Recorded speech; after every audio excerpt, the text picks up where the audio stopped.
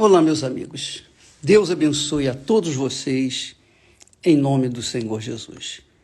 Que o Espírito Santo venha iluminar os seus olhos, para os olhos espirituais, abri-los para que você possa ver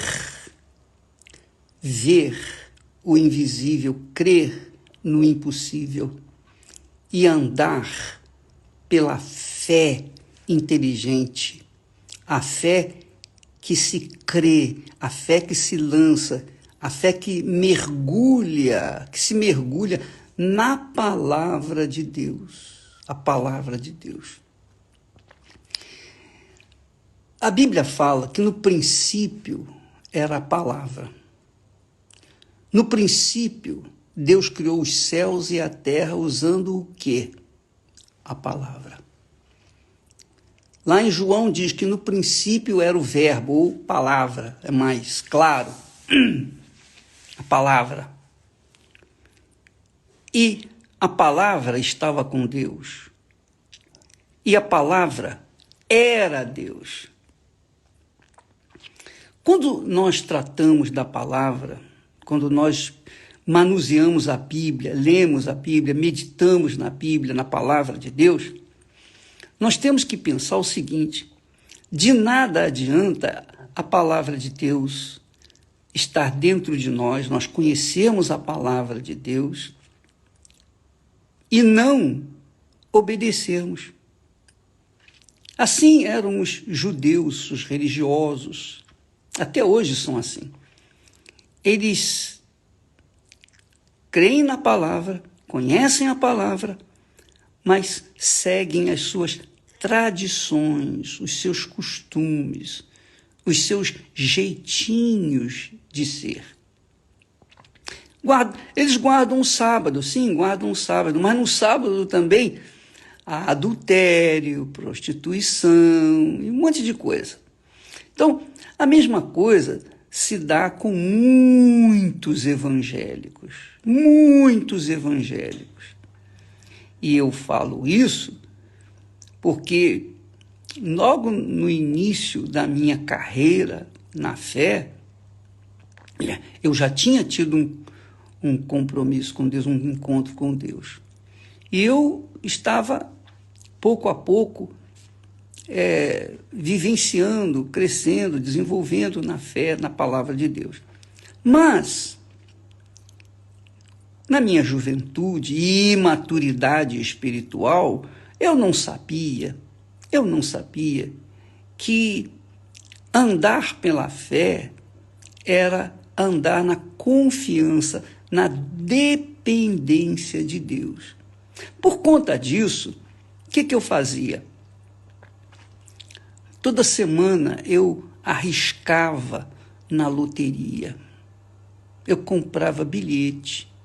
Eu tentava dar um jeitinho na minha vida econômica, procurando o caminho mais fácil de ganhar dinheiro. Então eu tentava a sorte. Ora, a partir do momento, eu vim aprender isso muito tempo depois, a partir do momento que eu partia para esse caminho de tentar a sorte e aproveitar as facilidades, não as oportunidades, mas as facilidades, eu tentava crer em Deus de uma forma dentro da igreja, mas do lado de fora eu cria na sorte.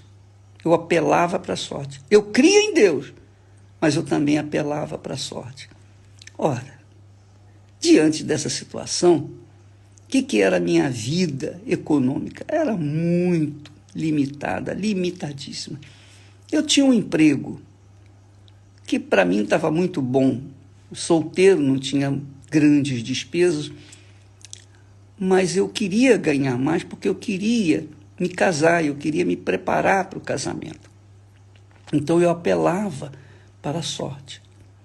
Assim tem sido a maioria dos evangélicos que dizem crer em Deus, eles creem em Deus, mas na hora do aperto apelam para a sorte. E aí você fica dividido, porque sorte e azar não combinam com a fé. Ou você vive na fé e pela fé, ou você vive na sorte e pela sorte. Das duas, uma. Não há como você tentar dividir-se. A sorte não é algo de Deus.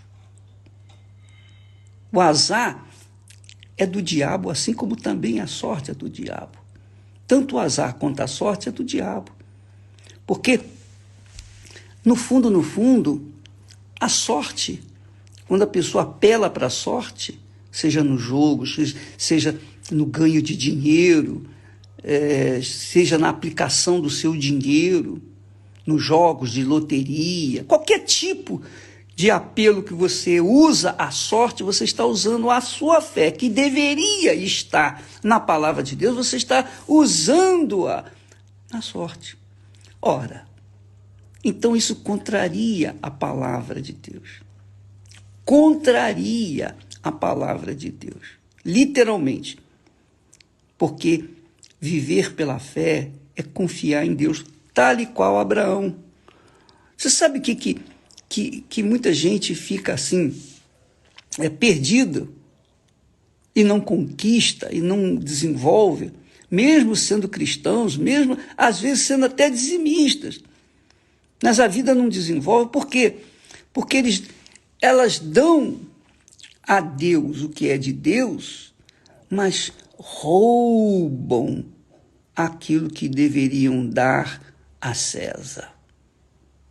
Jesus disse, dai a Deus o que é de Deus e a César o que é de César.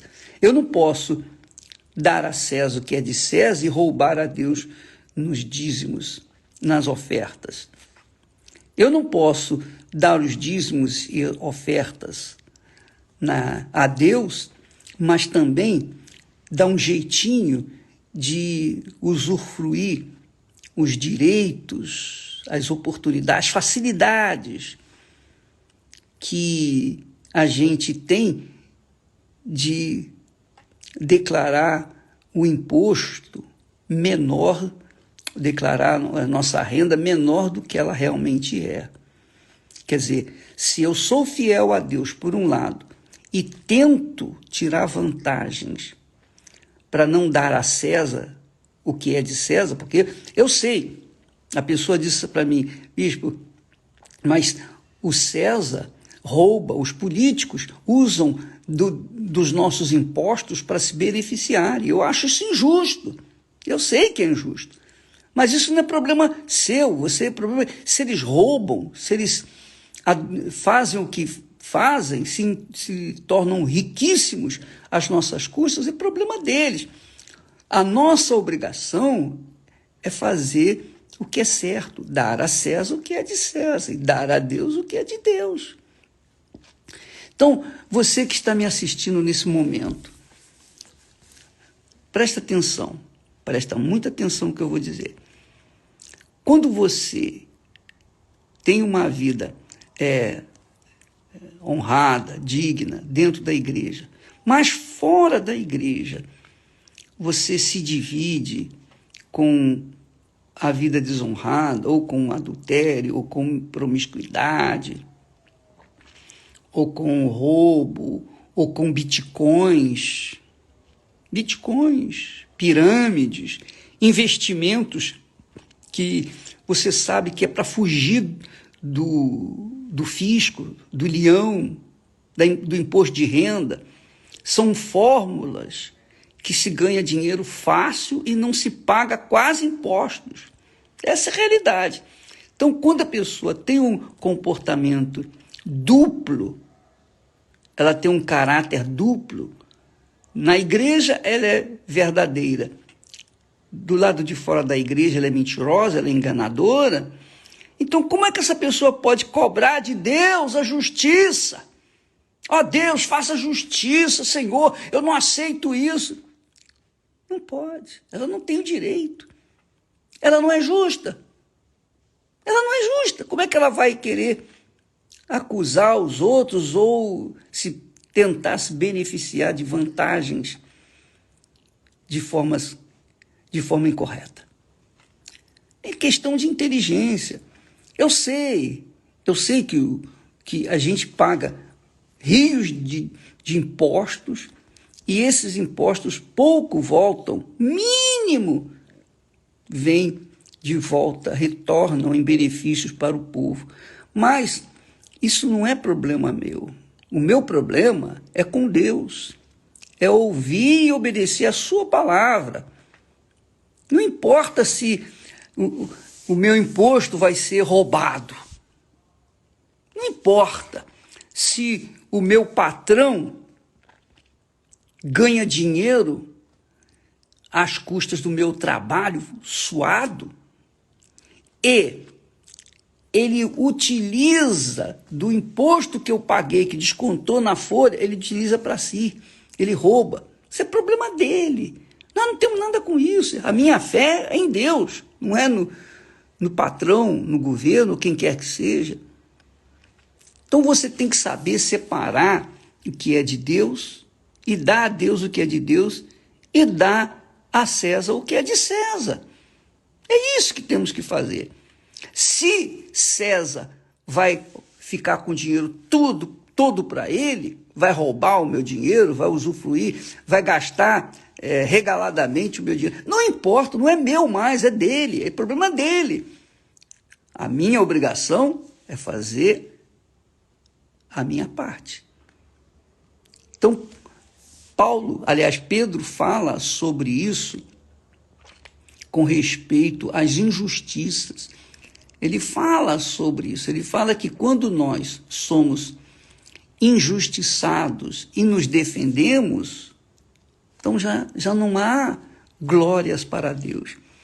Mas quando nós somos injustiçados e nos calamos e ficamos aguardando, dependendo da justiça de Deus, então Deus é glorificado nessa injustiça que nós sofremos. Nós sofremos. Jesus foi, você lê lá em Isaías, no capítulo 53, ele foi injustiçado. O mais injustiçado, o mais sofrido. Contudo, ele não abriu a boca para reclamar. Ele aceitou tudo aquilo que sofreu e Deus, está escrito que Deus se agradou daquela injustiça que ele estava sofrendo, que o filho dele estava sofrendo na cruz. Deus se agradou. Por quê? Porque isso glorifica a Deus. E essa é a fé inteligente. A fé inteligente não é você passar os outros para trás e ficar tudo por isso mesmo. Não. A fé inteligente não é você ser curado de uma coisa, curada da outra, ser beneficiado aqui e ali e alguns pontos. Não. A fé inteligente é você sofrer pela causa da sua fé na palavra de Deus e manter-se firme e confiar que o Senhor Deus vai fazer justiça. Ele que vai justificá-lo, ele que vai defendê-lo. Então, quando você sofre por causa da justiça, Deus é glorificado. Muito legal isso, né? Amanhã vamos falar mais a respeito, mas não se esqueça, minha amiga e meu caro amigo. No princípio era a palavra. A palavra é a palavra. Em Israel, eles têm um ditado que diz assim: milá zemilá. Palavra é palavra. Palavra é palavra. Palavra, uma vez pronunciada, Jesus falou que de todas as nossas palavras nós daremos contas para sermos justificados ou condenados. Depende da palavra que nós seguirmos, obedecermos. Amanhã falaremos mais. Deus abençoe em nome do Senhor Jesus. Amém.